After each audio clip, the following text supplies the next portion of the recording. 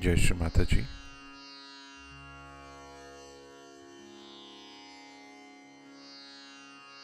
A very good morning to everyone. Let us all bow down to Shri Mataji, raise our Mother Kundalini and put Bandhan.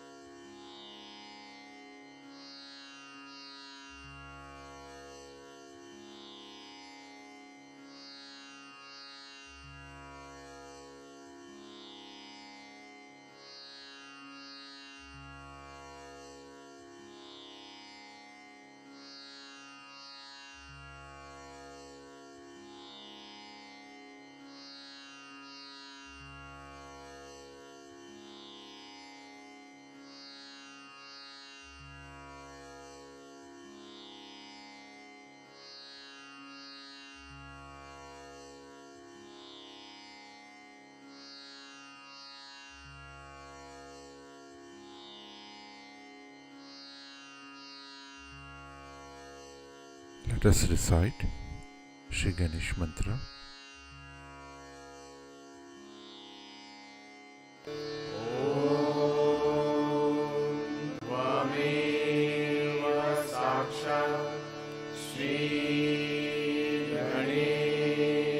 साक्षात् श्री आदिशक्ति माताजी श्री निर्मला देवी नमो नमः।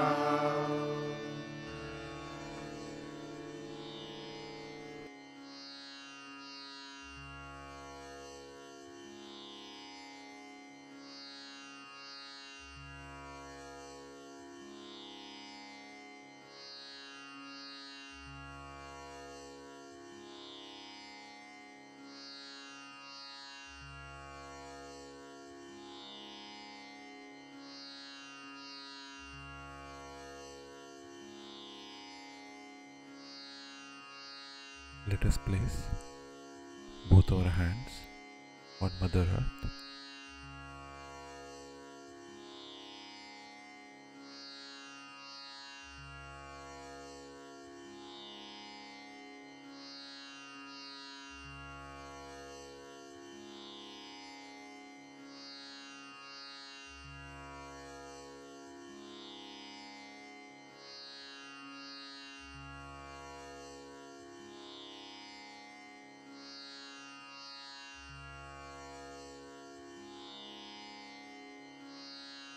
Shri Mataji,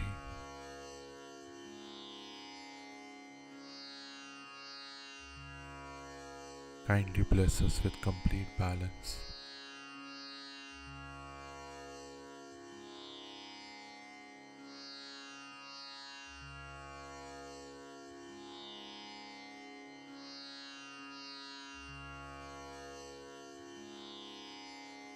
Shri Mataji,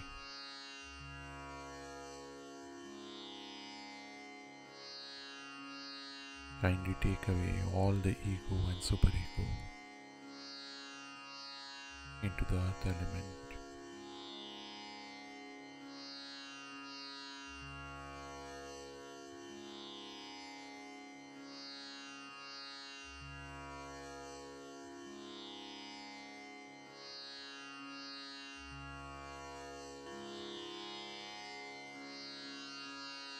Shri Mataji, kindly bless us with all the qualities of Muladhara Chakra.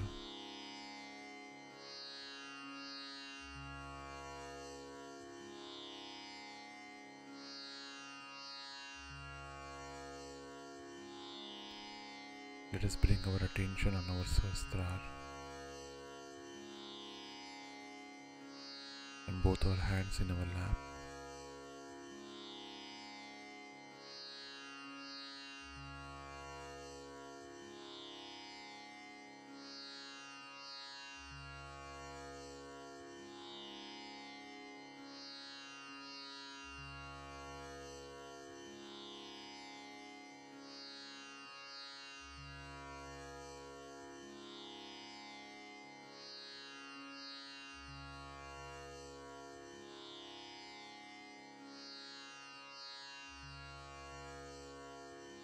Mataji.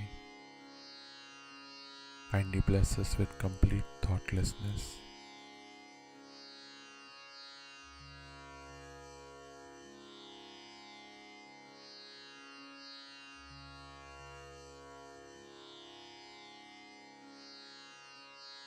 And in this state, let us listen to Shri Mataji's speech.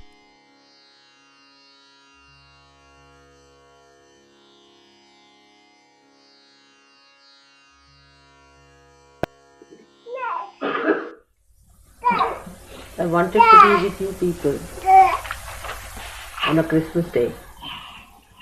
It never happened before. And it is so chanced that I have to be here with you today and on the new year. Something good has to happen, I hope, next year. Some good luck has to come.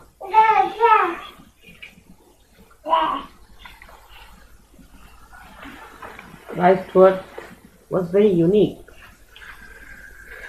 The whole thing was a very unique thing. Was planned in such a manner that he was to be born in a place. It was very humble, because he came to teach us humility. The word teaching in the English language means telling about, talking about. But when I say teach, I mean create, to activate within us humility. Actually, he came on this earth, first of all, to create a space within us at the Agya Chakra by removing the hurdles of the ego.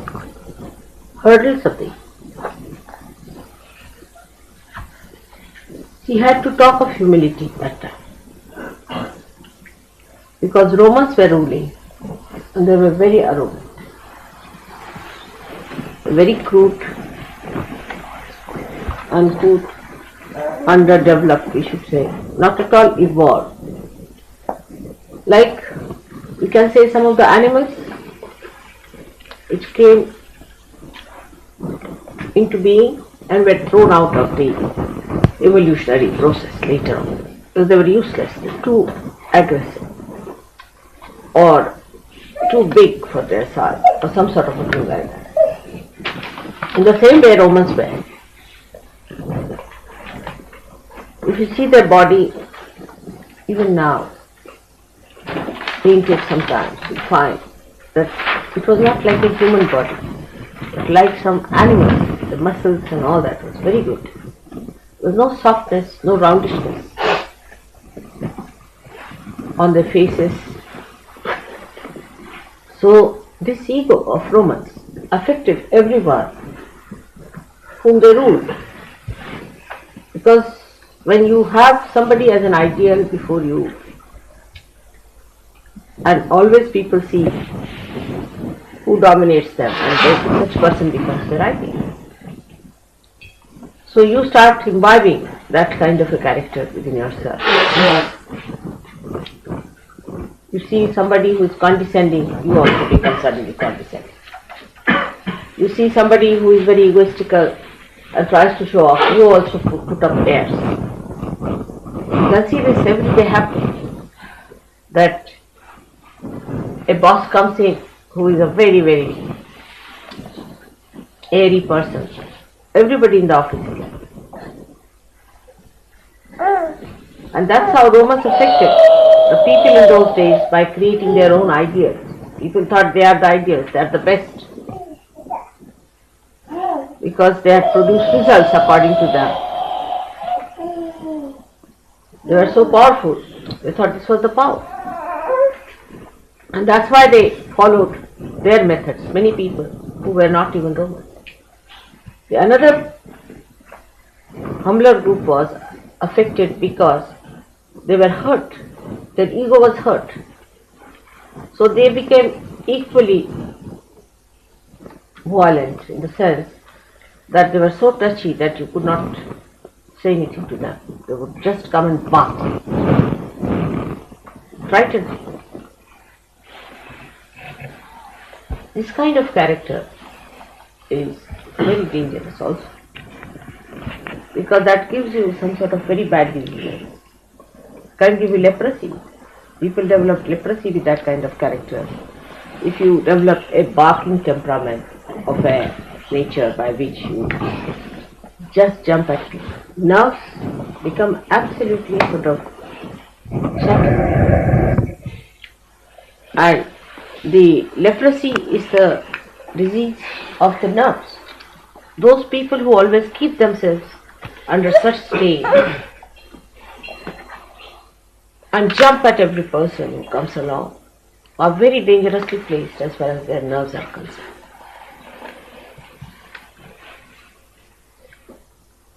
And then a horrible type of virus, you know that, which creates leprosy, attacks these nerves, can attack, because they are very vulnerable, this kind of people who jump whatever. That's why there was so much leprosy. In that small little place, there were so many lepers, because their nerves are shattered.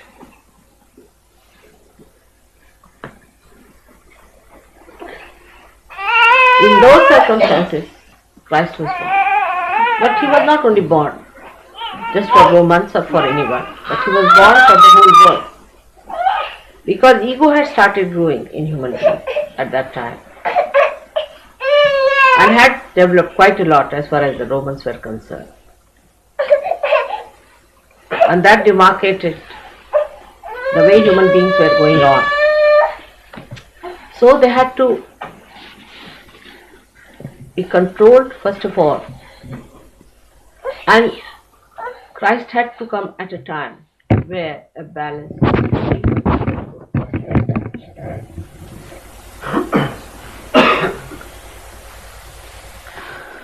So the first thing that was said about Christ throughout in all this music and songs you have heard now is that peace on earth. He came to create peace on earth. That's only possible when you are in balance. First of all. Secondly, when you are realized. Both things should be. If only you get your realization and there is no balance in you, there cannot be peace. But peace never means in any way is a personality that recedes, runs away from situations, escapes. It does not want to face the reality. Never means that. Christ is pictured very differently from what he was. He was the strongest personality, the healthiest man, and he would not stand any nonsense. Nobody could take liberties with him. But he would not himself take liberties with others, of course, no question. Extremely compassionate, extremely kind, but very powerful. This is the balance.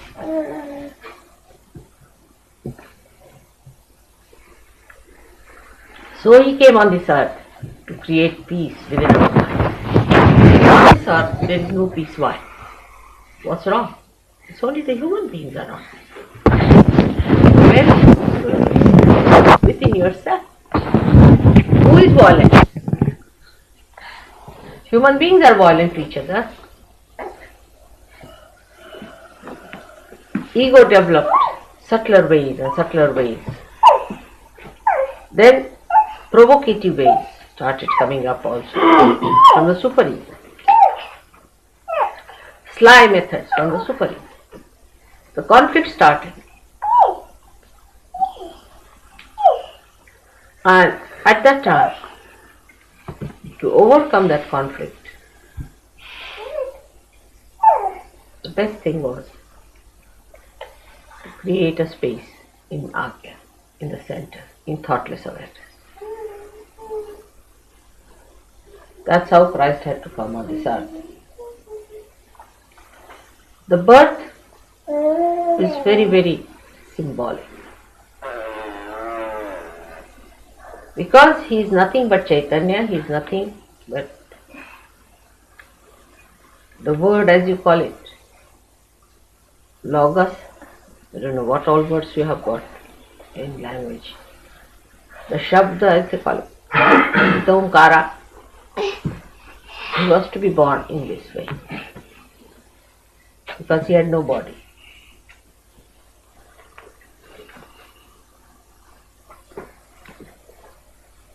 And the subtlest of subtle he had to be.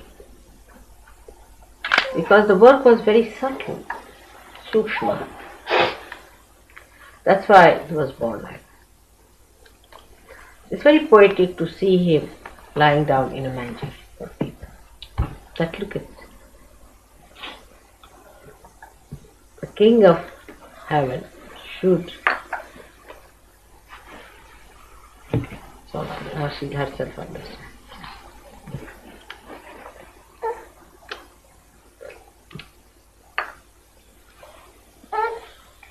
Don't go near that.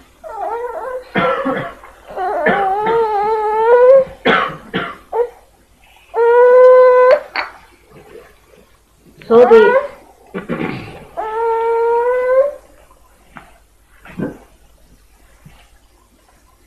story of his birth was very interestingly it assembles that he came in a humble place because people were so proud of their money, so arrogant because of their power that they have. Even today, all the Christian nations are like that. Surprisingly, Christian nations should be so arrogant and so power drunk and think no end of themselves because they are affluent. Think of the Christian nations being very poor. Do you think they would have had racial problems?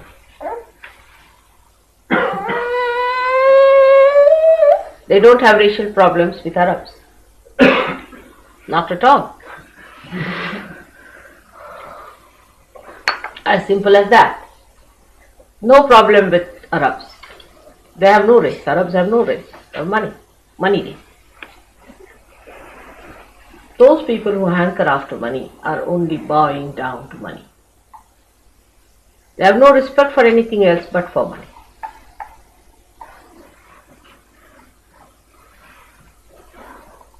Those who have money and think of money are another lot which is going to go out of the circulation of evolution. That's going out already. The second lot is the one which was like Romans. They had a fall, they all finished because they were power drunk. They drank away. Their civilization completely finished off and they are out. You see in Portugal, you will be amazed, it's happening there. The ego of Portuguese was so great, you can't believe that first country is a desolate country. There's nothing now. Huge big buildings which you see, and you know they must have been rich once upon a time. And there's nothing left with them except for their antique shops which are never open. This kind of an ego is again revived. And that revival came up, imagine, in the name of Christ. Imagine. They purchased people to be converted as Christians. They gave them money. It's all money propositions, money enterprise going on.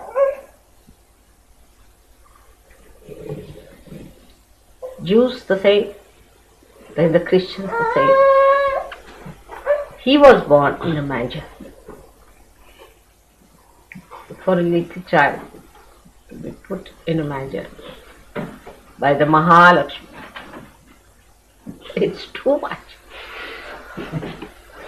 See how symbolic it is. Mahalakshmi. It's not Lakshmi, but Mahalakshmi. To put the child in the manger. No place. We have at least Chelsham Road, Warwick Road, Brahmam Gardens, Brompton Square. But the child was born and was put in the manger. The humblest thing in this world is a manger.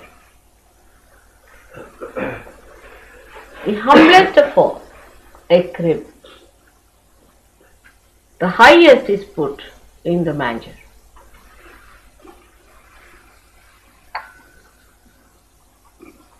So, what do? We think we should also sleep in the manger. We become like Christ.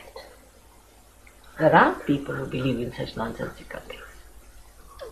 They think that, you see, if they have all the money, they drink, they do all kinds of things, you see. I met one man one day who was all drunk, lying near a church,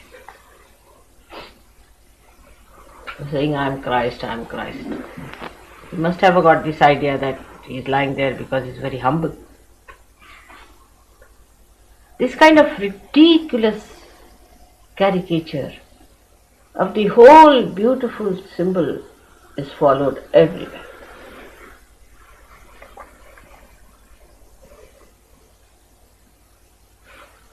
So the arrogant and the egoistical might say that why, if he was the king, why was he born in the manger? Why was he kept in the manger? Everybody will have their own concept. Even there are people in India who are stupid people, not wise, who say that he must have done lots of bad karmas to be born like that. Because to them, karmas give you more money. Means God is not so unintelligent. If you do good karmas, you become men of God. You become seekers.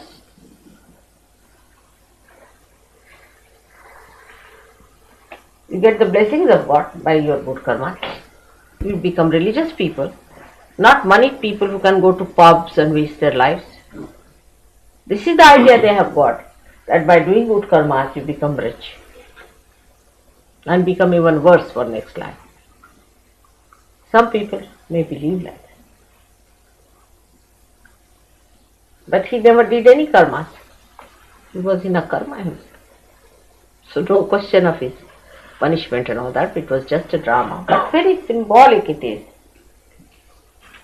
Now see, a little child put in the manger, no comfort. Can there be a comfort in a manger? Think like that. All the Christian nations are after their comforts. Aren't we? What we think is not comfortable, it should be comfortable. Christians should never seek comfort. That is one of the messages of Christ's birth.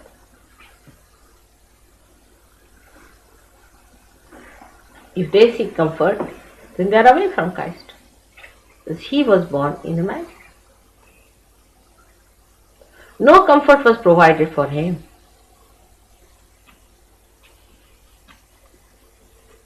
But that doesn't mean that you should assume some sort of a funny habitation. It doesn't mean that also. I mean, I have to tell the other side of it, you see. Copying him is not the way. It's not the way by copying him that you will become Christ, but by imbibing his qualities within you. I have known people who live in a pigsty, but once they get to a better life, they want everything else. So imbibing the quality of humility and adjustment.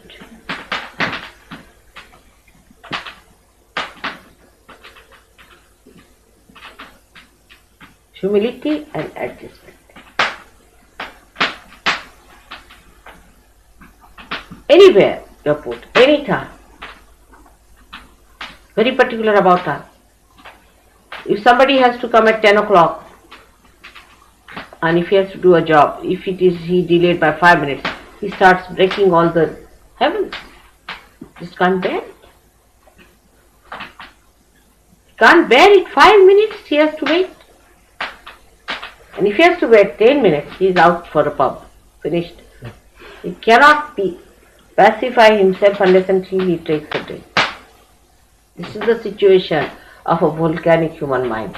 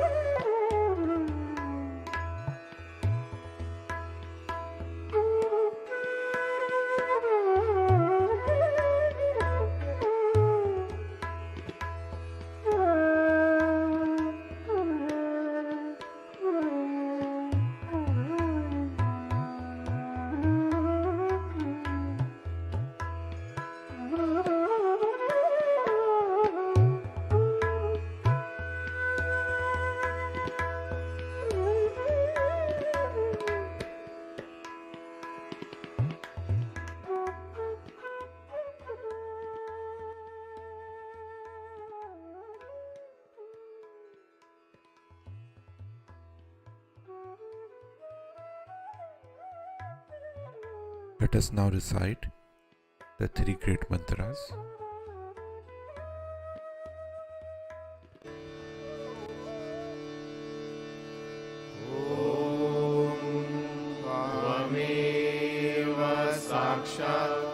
Shri Mahalakshmi Mahasaraswati Mahakali Triguణात्मिका Kundalini Sakshat Shri Adishakti Mataji Shri Nirmala Devi Namo Namaha Om Tvameva Sakshat Shri Kalki Sakshat Shri Adi Shakti Mataji Shri Nirmala Devi Namo Namaha Om Tvameva Sakshat Shri Kalki Sakshat Shri Sahasrara Swamini Moksha Pradayini Mataji Shri Nirmala Devi Namo Namaha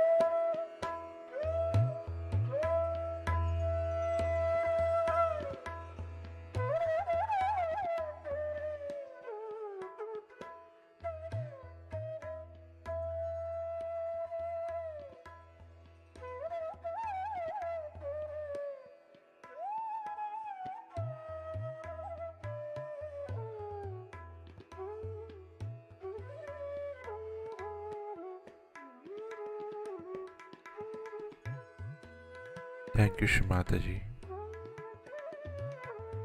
for blessing us with this beautiful meditation.